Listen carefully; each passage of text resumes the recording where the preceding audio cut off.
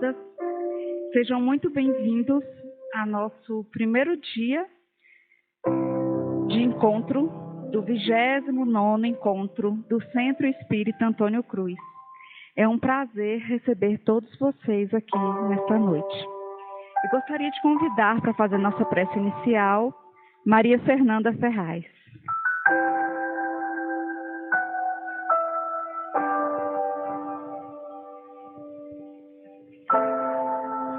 Boa noite.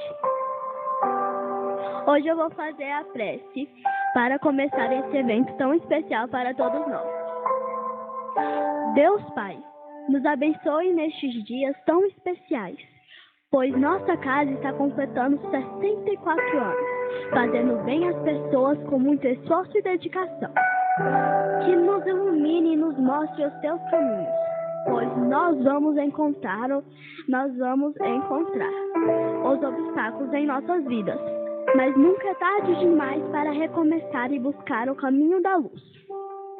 Deus, somos teus trabalhadores e vamos pregar tudo o que nos ensinou. Muito obrigada por tudo, pela saúde, por tantos amigos hoje reunidos e por estarmos todos reunidos com muito amor no coração. Assim seja. Muito obrigada.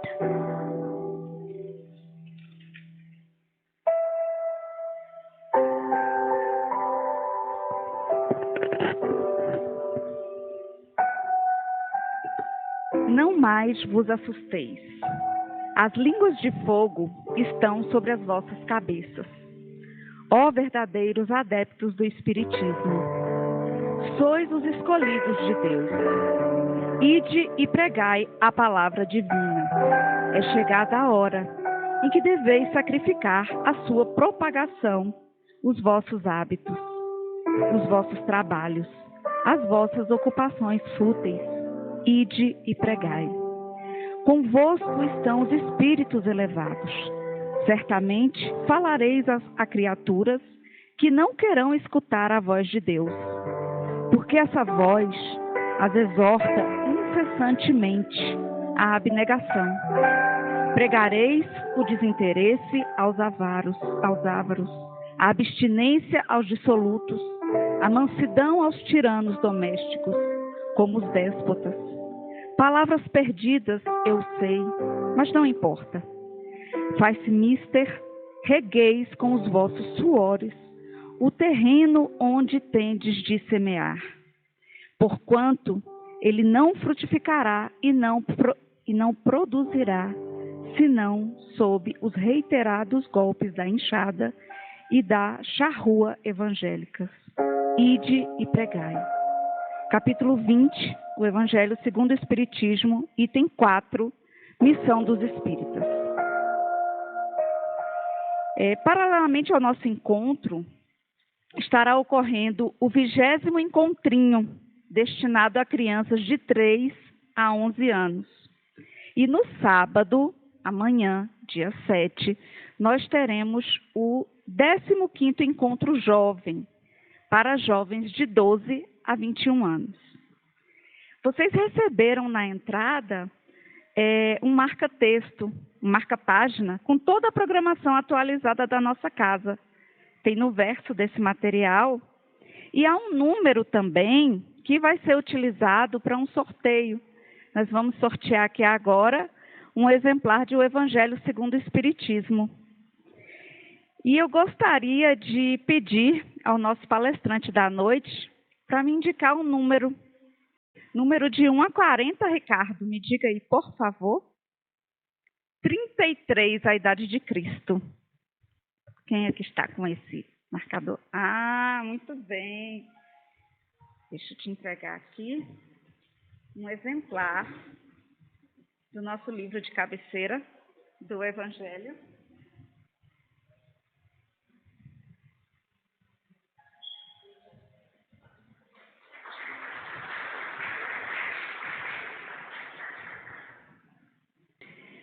Ricardo Ferreira é bacharel em administração, mestre em educação, trabalhador do Centro Espírita Antônio Cruz, em Vitória da Conquista, nas áreas de atendimento fraterno, Educação da Mediunidade e Estudos, integrante do quadro de expositores da União Espírita de Vitória da Conquista.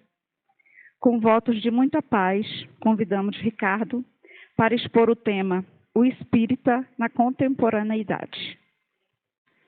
Caríssimas irmãs, caríssimos irmãos, seja Jesus a luz de nossa consciência, hoje e sempre. Não há fé inabalável, senão aquela que pode olhar a razão face a face em todas as épocas da humanidade.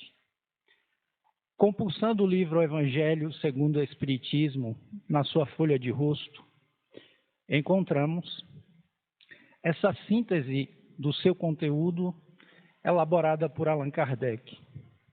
Um pouco abaixo também escreve ele que naquele livro nós encontraremos as máximas morais do Cristo em concordância com o ensino dos Espíritos e as suas aplicações às diversas situações da vida. No primeiro comentário, observamos um elemento importante para a contextualização introdutória da nossa exposição, que é o elemento da razão e da racionalidade. Mas, no segundo, encontramos um outro aspecto importante do ponto de vista moral e afetivo da constituição do espírita, que é o fato de encontrarmos em o Evangelho segundo o Espiritismo, obra que analisa a terceira parte do Livro dos Espíritos, das leis morais, decodificadas pelos ensinos dos Espíritos, mas não apenas para o diletantismo ou a apreciação teórica dos espíritas, mas para que possam orientar a sua prática, verificando os ensinamentos dos Espíritos que naquele livro aparecem. Para que nós entendamos o espírita na contemporaneidade, a relevância de se observar o que é ser espírita ou posicionar-se na condição de espírita na contemporaneidade, esses elementos são muito relevantes. Sobretudo porque o conceito de contemporaneidade, histórica e culturalmente, sucede o conceito de modernidade. Conceito de modernidade que tem alguns elementos importantes que precisam ser apreciados por nós, sendo o primeiro deles o da autonomia e centralidade do ser humano, que surge a partir do iluminismo, mas também o elemento razão e, por consequência, o elemento racionalidade. A modernidade tinha uma noção própria de razão e também uma concepção de tempo que nos toca em particular, porque é uma interpretação de tempo a partir do cristianismo histórico, uma interpretação orientada para o futuro. Na modernidade, do ponto de vista religioso, o que se observava era a noção de tempo baseada na ideia teológica do tempo dividido em três partes. A queda do homem por meio do pecado original, o primeiro advento do Cristo, a segunda parte, e o segundo advento sendo a terceira parte. Com relação à razão, antes deste período, na antiguidade, o que se entendia é que ela era uma potência interna, ou seja, assentada psiquicamente no indivíduo, que lhe dava a capacidade de discernir o certo do errado, o verdadeiro do falso, e a partir dessa capacidade intrínseca tomar decisões.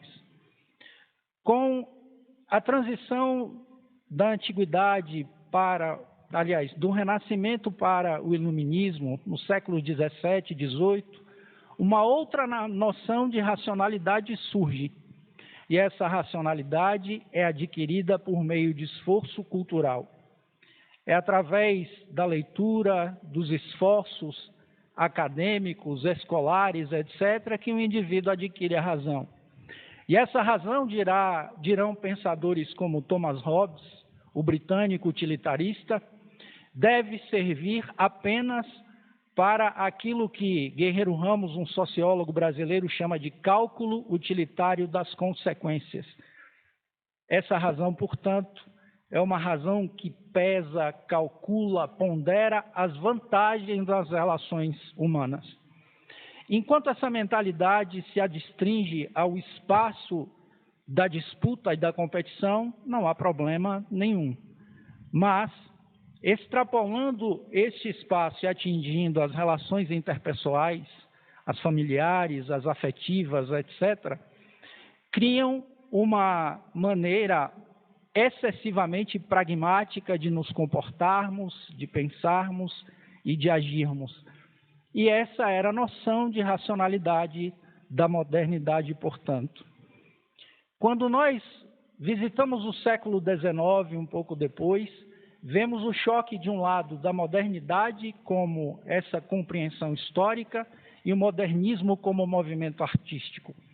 Enquanto uma se assenta na racionalidade, o modernismo, por sua vez, evoca os elementos afetivos, a intuição, a sensibilidade, etc. Mas, neste campo do modernismo, vão dizer alguns pensadores no século XIX, a modernidade o confronta.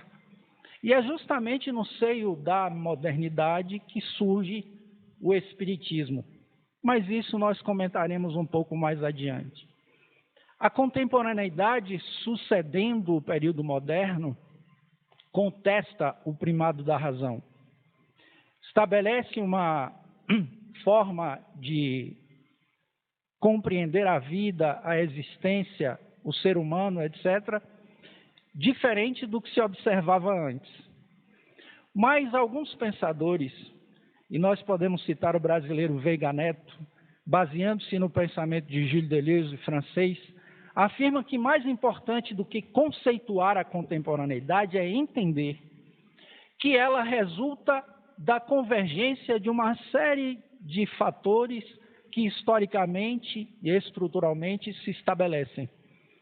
Alguns outros pensadores, como o sociólogo espanhol Manuel Castells, estabelecem elementos como a mudança tecnológica, como um dos primeiros pilares que estabelecem o que é a contemporaneidade, a crítica tanto ao capitalismo, por um lado, quanto ao estatismo de outro, a crítica, ou melhor, a análise da crise tanto de um elemento quanto de outro, mas também a nova configuração dos movimentos sociais. Se antigamente, visitando o século XIX, nós verificávamos a luta de classes, dos operários, etc., hoje nós vemos uma série de minorias fragmentadas que formam essa nova configuração de movimentos sociais. A contemporaneidade, portanto, resumidamente, tem essas características. A nossa noção de tempo e de espaço foi alterada profundamente com a tecnologia, o que não é um fenômeno novo. Se nós observarmos comentários que o próprio Allan Kardec faz na conclusão de O Livro dos Espíritos, veremos a mesma preocupação, a mesma ocupação intelectual de analisar o encurtamento do tempo e do espaço graças à Revolução Industrial, graças ao uso, num primeiro momento, do vapor, depois da energia elétrica, etc. Mas esses fenômenos alteram a face do mundo, criam um modelo de sociedade que é o majoritário até hoje, e muda a mentalidade dos seres humanos, fazendo, inclusive, ser necessário a criação de algumas disciplinas, como a sociologia, para examinar fenômenos sociais que eram muito novos, configurações comunitárias que eram muito presentes e muito atuais àquela época. Mas, retornando aos tempos atuais, a contemporaneidade e essas suas características, a nossa intenção nesta noite é refletir sobre a condição de ser espírita na contemporaneidade. Pensamos em 3 passos para efetuar essa análise. O primeiro deles sendo analisar, conforme a visão de Allan Kardec, o conceito de espírita. O que é o espírita para Allan Kardec? Qual é a visão que Allan Kardec tem sobre esse indivíduo que adere ao pensamento espírita. O segundo, explorar as implicações praxeológicas da adesão ao espiritismo. E praxeológica, explicaremos, tem uma razão, é diferente de implicações práticas, implicações pragmáticas. E esclarecer, e esse é um ponto muito importante, a relevância do ensino moral de Jesus como bússola axiológica ou de valores do espírita. Quando nós nos debruçamos num primeiro momento na análise do que é o espírita, nós estamos abordando um elemento que é fundamental na filosofia da educação, que é o elemento ontológico. A ontologia é o estudo do ser ou do modo de ser de algo. Neste caso, aplicando a ontologia ao espírita, vamos refletir sobre como esse indivíduo se constitui, como o espírita se forma, como a pessoa adere à doutrina espírita, quais são as suas motivações, qual a compreensão que a pessoa vai desenvolvendo ao longo do tempo, porque isso, inclusive, faz parte das reflexões e das análises de Allan Kardec. Quando nós olhamos, por exemplo, o Livro dos Médiuns, nos itens 28 e 29, vemos Allan Kardec classificar os espíritas a partir de um certo nível de compreensão de consciência. Ele diz que há os espíritas imperfeitos, os espíritas perfeitos ou cristãos, os espíritas experimentadores e os espíritas exaltados no item 29. Os espíritas imperfeitos, para Allan Kardec, são aqueles que são muito encantados com a fenomenologia espírita, impressionam-se com a mediunidade, com as suas diversas expressões, a psicofonia, a psicografia, etc., mas não conseguem, a partir dessa verificação, extrair qualquer consequência moral que lhes altere a diretriz existencial. São indivíduos que têm um distanciamento do elemento fulcral da doutrina espírita, que é o da transformação moral do indivíduo. Os experimentadores, saltando o segundo, que são os perfeitos ou cristãos, são aqueles mais preocupados com a prática experimental da doutrina espírita com certa mentalidade aparentemente científica. Indivíduos que se preocupam com justa razão, até certo ponto, com a fidedignidade dos fenômenos, com os procedimentos que devem ser utilizados para que esses fenômenos possam acontecer a partir da vontade dos espíritos, mas que não passam dessa verificação. Lembremos que Gabriel Delany, no livro A Evolução Anímica, na sua introdução, faz um comentário acerca do ensino e aprendizagem da doutrina espírita, mais ou menos, quando ele diz que a doutrina espírita pode ser apreciada sob dois pontos de vista, sendo o primeiro deles o da verificação das comunicações entre os vivos e os inapropriadamente chamados mortos, diz ele. E o segundo aspecto, a apreciação, a análise, a verificação crítica das teorias formuladas e expressadas por esses ditos mortos. Na cabeça de Gabriel Delany, que era um dos maiores experimentadores espíritas, esses elementos constituem o aprendizado do espírita. Allan Kardec dá um passo adiante, e ele é um dos poucos, na época do século XIX, quando os fenômenos eclodem de maneira massiva e sistemática, a se dedicarem a analisar consequências morais, a pensarem sobre isso. Talvez, afora Kardec, Alfred Russel Wallace, que 2 anos antes da publicação da teoria da evolução das espécies, publicou um artigo junto com Charles Darwin, tratando exatamente dos assuntos que promoveriam a publicação do livro 2 anos mais tarde. O Wallace escreve um livro chamado Aspecto Científico do Sobrenatural e dedica um capítulo às consequências da imortalidade da alma. Se a se a consciência sobrevive à morte corporal, quais são as reflexões éticas, morais, que nós podemos extrair desse acontecimento ou dessa revelação? Porém, ninguém desdobra tanto essas consequências morais, até onde sabemos, como Hippolyte Léon Denisard Rivaio, que era o professor, pedagogo francês, que, usando o pseudônimo Allan Kardec, publicou 23 obras, 5 mais conhecidas, outras tantas em formas de livros, 12 anos de publicação da Revista Espírita. Kardec tem uma preocupação de pensar a doutrina espírita também avaliando esses efeitos morais que a doutrina espírita deve causar sobre o indivíduo. E numa análise ontológica do espírita que ele faz em O Evangelho segundo o Espiritismo, nós verificamos isso quando ele escreve o texto, ou publica o texto, Os Bons Espíritas. E é justamente no texto Os Bons Espíritas que ele introduz o seu pensamento, dizendo que há aqueles indivíduos que são bastante afinizados com a estrutura intelectual ou conceitual do pensamento espírita ou do conhecimento espírita, mas não conseguem extrair nenhuma consequência ético-moral dessa apreciação. Mas é nesse texto também que, mais para o final, ele escreve: reconhece-se o verdadeiro espírita pela sua transformação moral e o empenho que emprega para domar as suas más inclinações.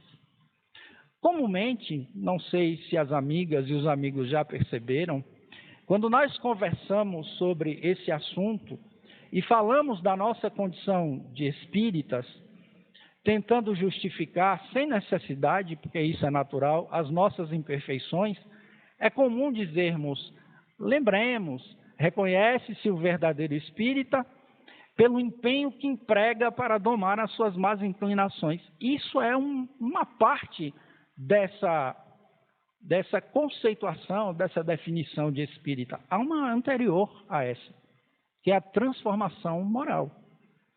Sem a transformação moral, não faz sentido domar as más inclinações, porque isso qualquer pessoa, independentemente de ser espírita, desde que tenha preocupações éticas, faz. Não é necessário, neste sentido, que o indivíduo mude-se moralmente para realizar esse esforço. Parece estranho, mas se nós observarmos que o que significa a transformação moral, entenderemos por que Allan Kardec desenha essa transformação de maneira assim tão completa. Porque a transformação moral é uma mudança de postura existencial.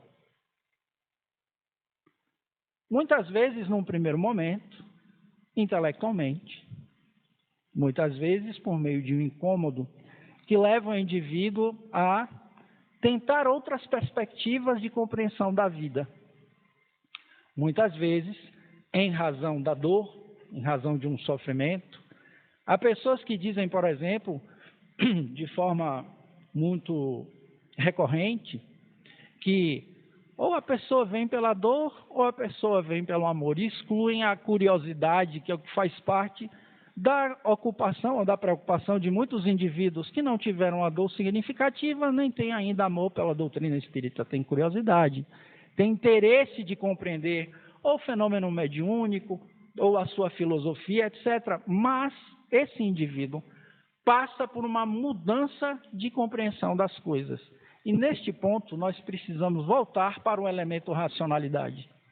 Porque quando Allan Kardec faz aquela síntese na folha de rosto de O Livro dos Espíritos, ele ensaia demonstrar ou ilustrar um conceito que ele cria, que, se observado num primeiro momento mais de perto, parece estranho, que é o conceito ou a categoria fé raciocinada. Porque parecem termos sem conciliação.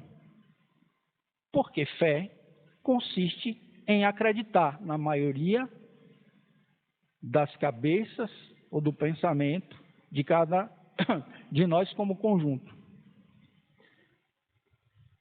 Raciocinar, porém, exige dúvida, crítica, Um dos elaboradores da ciência moderna, René Descartes, no seu discurso sobre o método, estabeleceu, dentre os 4 procedimentos para a metodologia científica, um que é chamado de princípio da dúvida sistemática. E era um pensador idealista, que também se preocupava muito com a razão. E o que era o princípio da dúvida sistemática? Dizia ele: existe dentro da intimidade do ser humano um malangenie, ou um gênio mau, que o induz a erro toda vez que o indivíduo intenta um movimento intelectual, seja um pensamento ou uma experimentação controlada. Para neutralizar esse efeito, e para neutralizar o efeito da percepção, que muitas vezes engana, porque ele diz: se eu deposito a minha mão sobre o fogo, ela queima. Mas se eu a puser sobre o gelo, ela também queima. O tato não é um agente, não é um elemento confiável que me dê certeza sobre o agente da queimadura. Então ele diz: a cada resultado deve-se contrapor uma dúvida, tantas vezes quantas forem necessárias, até que reste tão somente a verdade. Aí Allan Kardec vai criar um conceito de fé raciocinada. Como conciliar essas duas coisas? Em linguística, há um conceito chamado oxímoro, que é a composição de um conceito novo a partir de dois outros que são contrários entre si. É fácil entender quando nós pensamos em silêncio eloquente. Um silêncio que fala mais do que as palavras. E eu posso dar um exemplo no Evangelho muito claro. No julgamento de Jesus,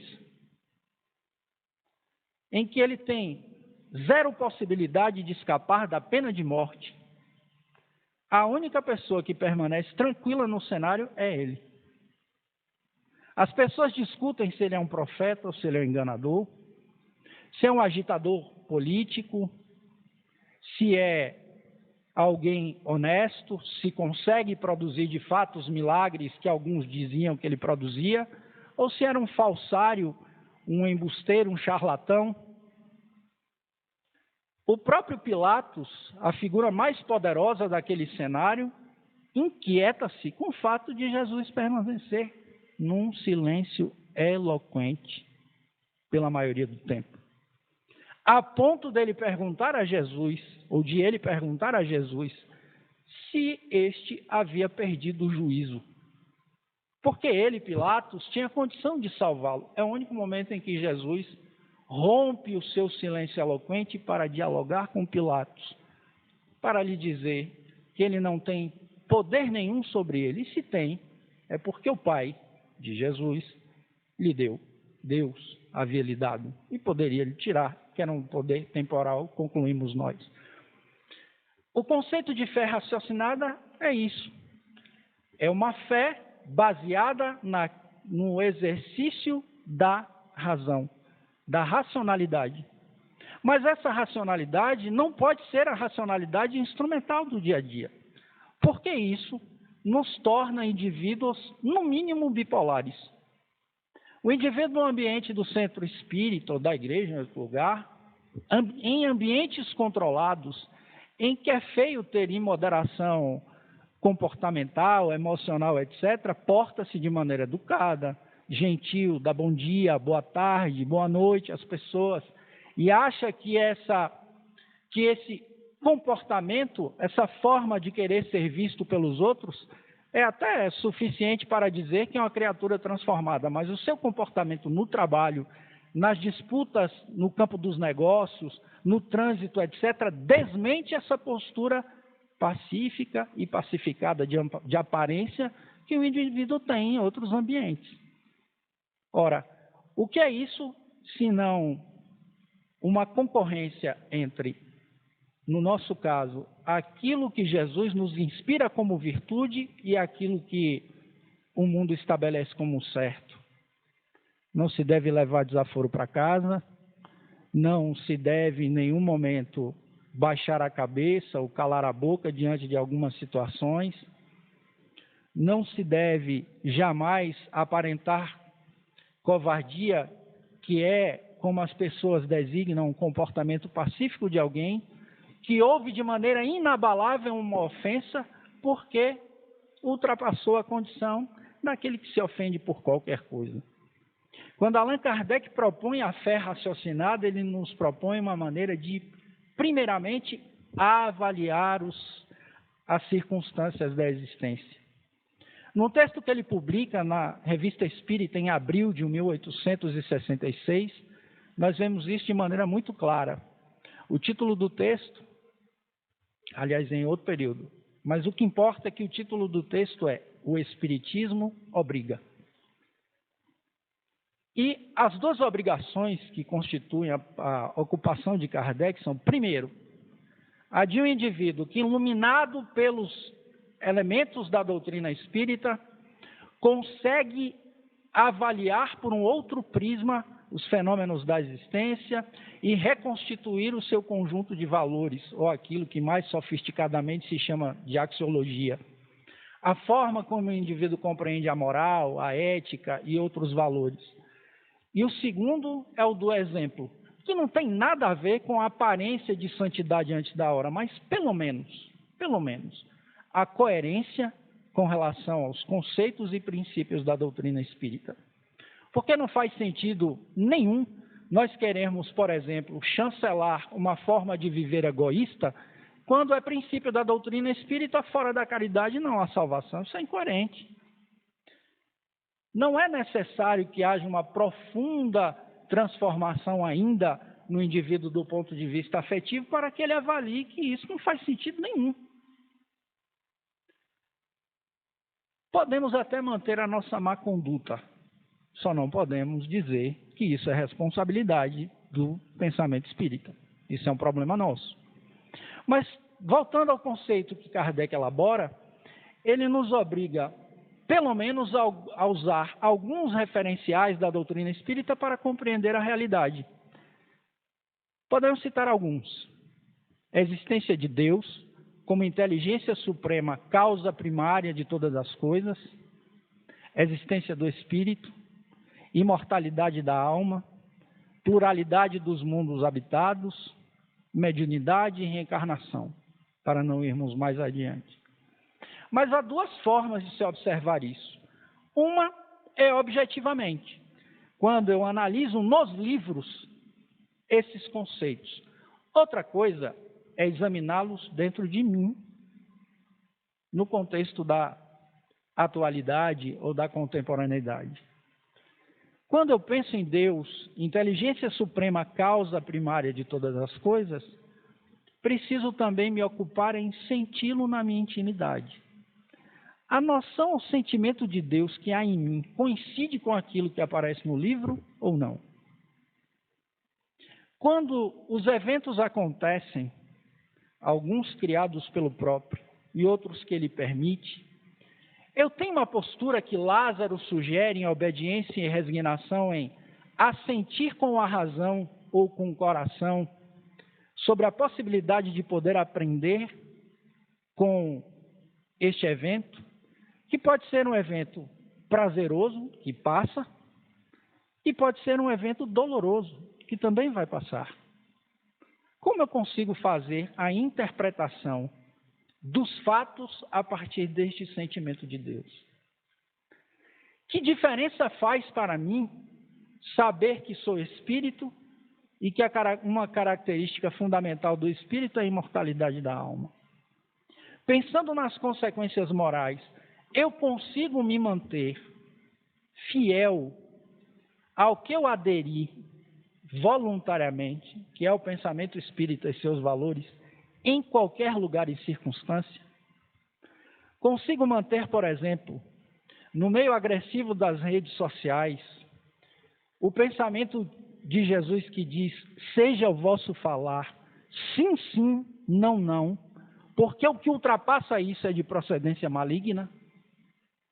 Ou não reflito e replico qualquer espécie de informação sem verificar fontes, sem observar a sua fundamentação, as suas consequências? Consigo, ao pensar na pluralidade dos mundos habitados e no que Allan Kardec, inclusive, introduz no capítulo respectivo de O Evangelho segundo o Espiritismo, sobre os diversos níveis de consciência dos espíritos na erraticidade, pensar que o meu amanhã na condição de espírito depende do que eu sou hoje, de como eu entendo as coisas, de como eu me comporto, como eu dou resposta a problemas, ou ainda há um distanciamento? Em tudo isso, meus amigos, não há de nossa parte nenhum interesse de acuar ninguém moralmente, porque isso vale para nós, é uma questão de autocrítica. Nós precisamos desse gabarito para saber em que lugar nós estamos. E claro, se estivermos distantes, cabe-nos primeiro o compromisso da alteração de rota, mas a realização disso com serenidade. Porque para a transformação moral é muito mais útil um vício verdadeiro do que uma virtude falsa. A virtude falsa que eu acho que tenho turva o meu bom senso. Por isso que a transformação moral, que nós costumamos chamar de reforma íntima, é difícil de fazer. Porque ela nos desafia a mudanças que exigem a nossa saída de uma certa zona de conforto evolutiva. Isso é difícil. Volto a repetir o que já disse nesse espaço e em outros.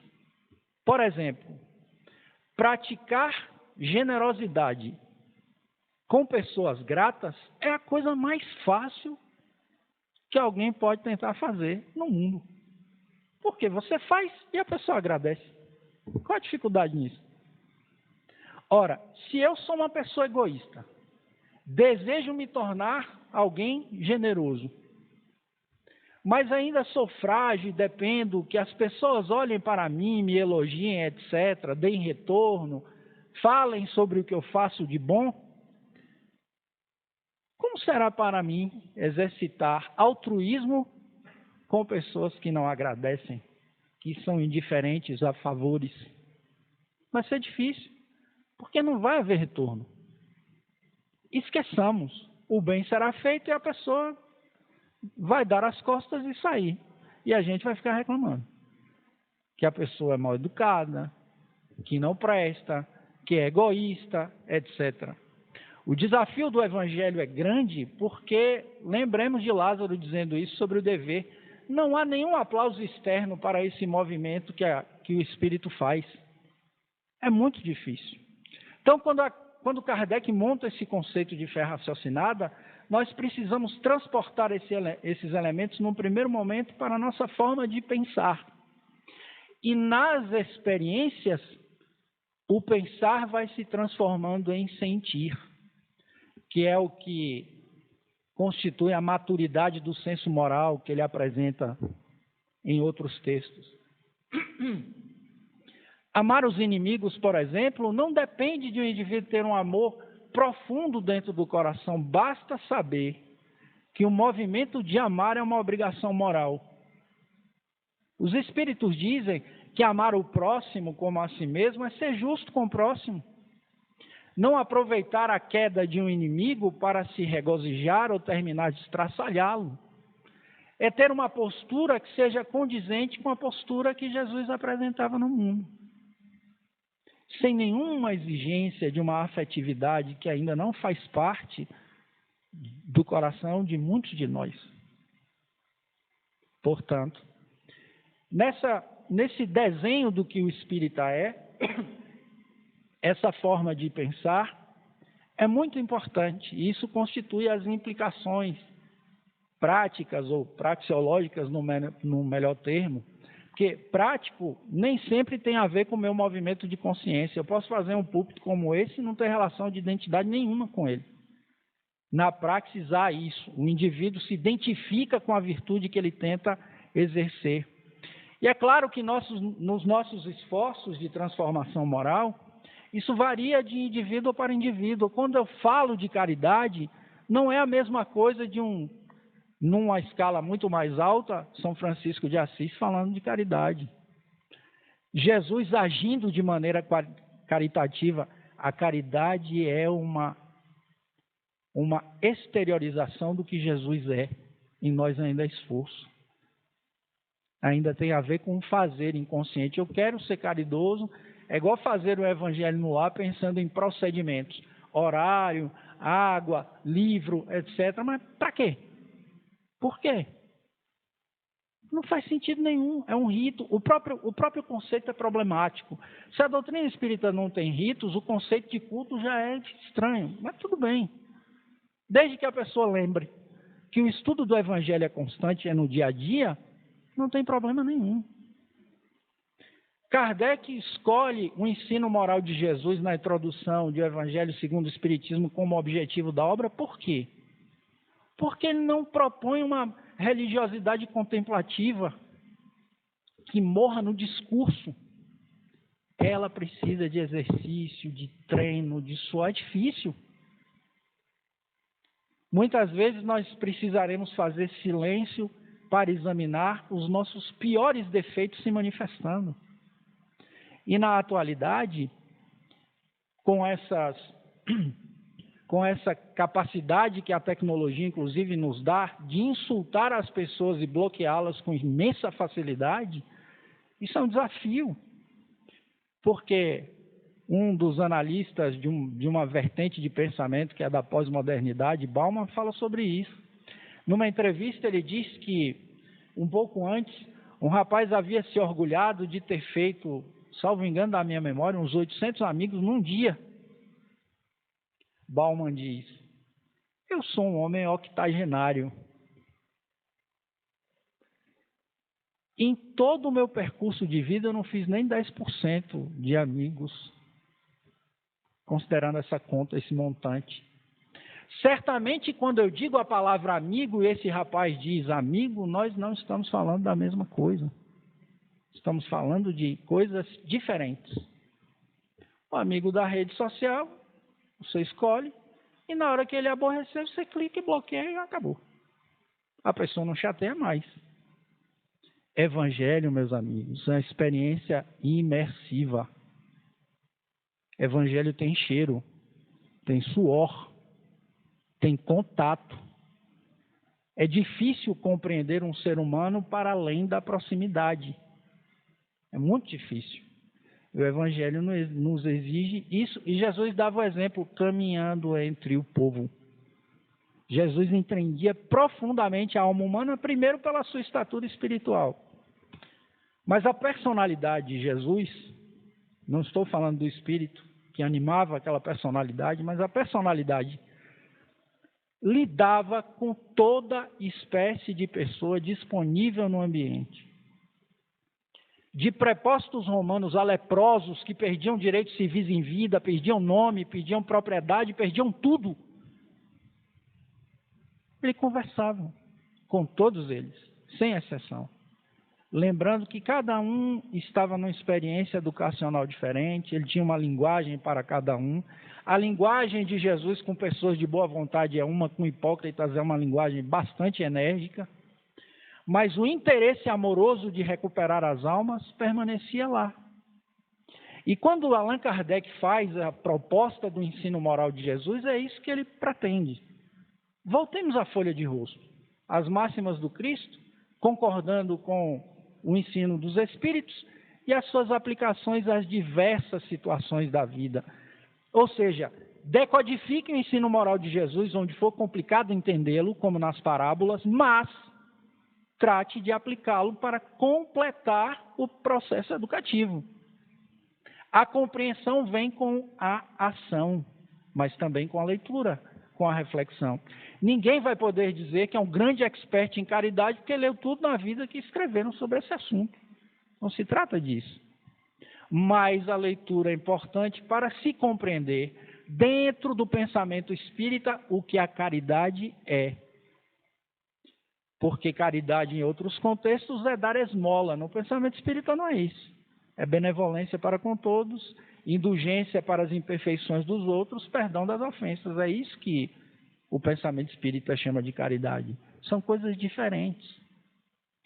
E quando os espíritos assinalam Jesus como modelo e guia da humanidade, nos dão a oportunidade de observarmos este exemplo a partir de uma visão muito particular. E a partir dessa verificação, tentarmos fazer alterações no nosso cotidiano. A tradução de que mais gosto, hoje em dia, da resposta sobre qual o espírito que Deus ofertou à humanidade para lhe servir de modelo e guia, é aquela que mais se aproxima do francês. Porque em algumas traduções a pergunta e a resposta é uma palavra, Jesus. A pessoa lê, constata e fica satisfeita. É, Jesus. No francês há um verbo antes. Vede Jesus. Qual é a diferença? Para mim, pelo menos. Eu preciso me movimentar para ver. Eu preciso sair do meu lugar para ver. Se eu recebo a resposta é fulano ou é Jesus, melhor dizendo, não preciso fazer mais nada. Mas ver me convida a ler o Evangelho, a pensar em Jesus em vários momentos. Porque se para Allan Kardec, voltando lá atrás, no item 28 do Livro dos Médiuns, o espírita perfeito é o espírita cristão, ou seja, o indivíduo que extrai da doutrina espírita as suas consequências morais, o indivíduo que consegue fazer esse movimento de adesão, Jesus representa a síntese dessa moral. Jesus, com todas as suas possibilidades existenciais, toda a sua capacidade de alterar os rumos da criatura humana, de alterar os rumos de uma consciência, de curar uma doença, de interferir positivamente na vida de alguém, de produzir tantos fenômenos portentosos, dizia de si mesmo o seguinte, conforme o evangelista João: eu de mim nada posso fazer. O meu juízo, porém, é justo, porque eu não busco a minha vontade, mas a vontade daquele que me enviou. E os filósofos dizem, a vontade é o desejo, o anseio direcionado pela razão, por assim dizer. Ela tem um elemento afetivo, mas tem um elemento de compreensão, aquilo que Lázaro chama de obediência e resignação. Jesus era obediente, no sentido que Lázaro aplica. Ele vem para um ambiente hostil, passa por uma série de violência, mas ele entende o que está acontecendo. Ele entende e consente com o coração que ele precisa fazer o que ele precisa fazer. Se ele é o modelo e guia da humanidade, nós precisamos pensar sobre o que Lázaro nos propõe. Obedecer, claro, não negando a vontade, os sentimentos, mas examinando cada acontecimento da vida, para tentarmos extrair de cada um deles o aprendizado que vai servir para nos dar mais conforto, mais capacidade de resolução de problemas, mais aptidão para transitar na vida, porque é para isso que o Evangelho serve. O espírita na contemporaneidade precisa saber posicionar-se mantendo a integridade dos princípios. Se não afetivamente, pelo menos do ponto de vista intelectual. Eu até posso ter um impulso de fazer o que eu não deveria fazer no campo da interpessoalidade, por exemplo. Mas quando eu não fizer, que eu saiba por que eu não estou fazendo. Ou por que eu estou fazendo. Que seja um movimento racional, que seja algo pensado, meditado e com uma afetividade que vá tendendo aos poucos para a essência do Evangelho. Se no campo daquilo que me é estranho, que é o diferente, observando os movimentos sociais da contemporaneidade, que eu me lembre que por trás de cada expressão distinta existe um espírito, ainda que a pessoa não pense em essência, que é uma característica da contemporaneidade, ainda que a pessoa não pense na imortalidade da alma ou em Deus, ou pense diferente de mim sobre isso, que eu tenha, antes do conceito ou do comentário, o interesse de compreender o que aquilo é. Não estou chamando a pessoa de coisa, mas estou falando do ponto de vista ontológico. em vez de analisar a personalidade, o que há por trás na constituição do ser. Fenelon diz isso a Kardec. O egoísmo assenta na importância da personalidade. Quando a personalidade é mais importante para mim do que eu posso explorar na relação caridosa, eu crio um problema de observação, crio um distúrbio na minha afetividade. Eu preciso saber do que se trata antes de opinar. No campo das relações de institucionalidade que estão em crise na contemporaneidade, conforme os seus críticos, que nós, em qualquer espaço que estejamos, nos mantenhamos íntegros intelectualmente, apresentando o nosso contributo espírita. Como nós podemos reorganizar a sociedade a partir de uma visão espírita? Pouco se discute isso. Como eu posso reorganizar a sociedade a partir da visão da caridade? Pensar no modelo de economia baseado na compaixão, não no egoísmo. Pensar em formas de lidar com a natureza que não sejam apenas exploratórias. Isso é uma obrigação nossa. Porque o espírito, dizem os espíritos a Kardec, é uma potência da natureza, tanto como princípio inteligente, quanto como individualização desse princípio inteligente. Mas, acima de tudo, ao refletirmos sobre as consequências morais da doutrina espírita, lembremos da conversão de talvez aquele que seja o maior, ou pelo menos era o primeiro deles, que foi o pedagogo francês Hippolyte Léon Denis Rivail. Allan Kardec, quando tomou contato com os fenômenos, ou quando recebeu notícias, nem interesse sobre o que eles eram, ele teve despertada, porque falavam de mesas que se movimentavam, e ele, estudante do magnetismo, não achou nada impressionante aquilo. Até que alguém lhe disse que as mesas começavam a responder às perguntas que as pessoas faziam. E é interessante no texto que está publicado em Obras Póstumas, como Kardec vai analisando o perfil psicológico de cada pessoa que lhe traz a notícia. Roger, Carlotti, Patier, indivíduos, uns mais impulsivos, como Roger, Carlotti, que era um homem sóbrio, é o primeiro que ele escuta com serenidade, quando ele começa a ver os fenômenos das sonambúlicas e etc. E Allan Kardec, que aos poucos, no exame da fenomenologia, descobre o espírito por trás e vai mudando a sua forma de compreender o mundo, de compreender a vida. Ele reorganiza a sua forma de entender a religiosidade, a moral. E a vida para Allan Kardec não foi fácil. Muito do seu prestígio intelectual foi perdido por conta de ter um malveso de investigar mortos que falavam com os vivos. E ele chega a dizer a certa altura: os espíritos sempre me precaveram com relação às dificuldades e às dores que eu iria enfrentar, mas eles nunca me disseram que as benesses, a alegria, a felicidade excederiam em muito as dificuldades pelas quais eu passei. Ele não tinha, num primeiro momento, não tinha a menor perspectiva de que fosse uma jornada feliz, mas foi. Porque o que Deus tem a nos oferecer por trás das dificuldades é maior que as dificuldades que nós enfrentamos.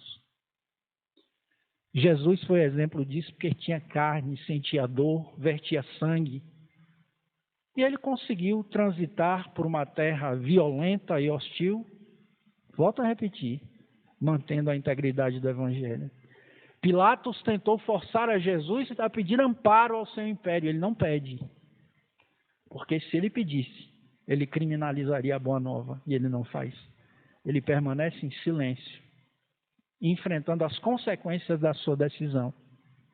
E lega à humanidade os valores da mansuetude, da pacificação, do amor ao próximo, do amor aos inimigos, esperando de nós até os dias de hoje uma adesão que seja não apressada, mas sempre sincera, para que as suas palavras não soem aos nossos ouvidos como um símbolo que retine, diria Paulo, na sua bela dissertação sobre o amor ou a caridade, mas algo que de fato faça vibrar as nossas fibras íntimas, que faça com que nós nos enxergamos tal qual nós em verdade somos, filhos e herdeiros do mesmo coração, do mesmo amor.